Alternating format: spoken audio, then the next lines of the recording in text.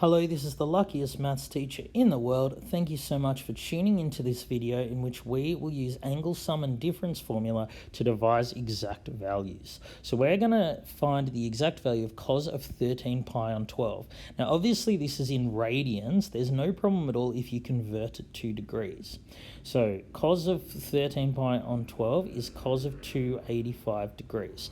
Remember, you just times this by 180 over pi if you want to convert to degrees.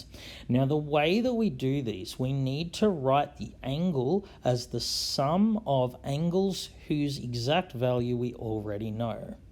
So there's a couple of options here, but we could write this as cos of 225 plus 60. Why did I choose these two numbers of all the possibilities? Because we know the exact values of sine and cos of 225 and also the exact values of sine and cos of 60. We didn't want to choose something like cos of 285. We don't know the exact values of sine or cos of 85. We could have also chosen 240 and 45. It doesn't matter. We just needed to make sure that these two numbers here were numbers for which we knew the exact value of sine and cos. Now, using the angle sum formula for cos, it's cos of the first times cos of the second. Now, if there's a plus in the brackets, it's a minus between the two terms.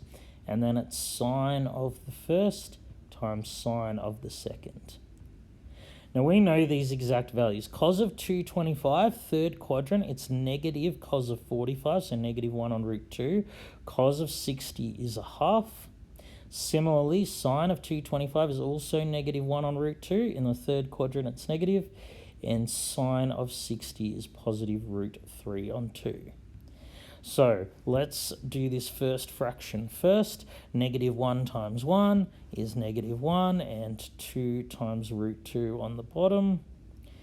And then we have a plus because of these two negatives here. We get root 3 on top and 2 root 2 on the bottom. So the answer here is root 3 minus 1 over 2 root 2.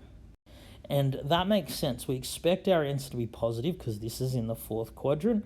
We know cosine's positive in the fourth quadrant. So though that's the final answer, you might sometimes be asked to rationalize the denominator. So to do that, I'm going to times top and bottom by root 2. So that means on top I go root 3 times root 2 is root 6, negative 1 times root 2, and on the bottom 2 root 2 times root 2 is just positive 4.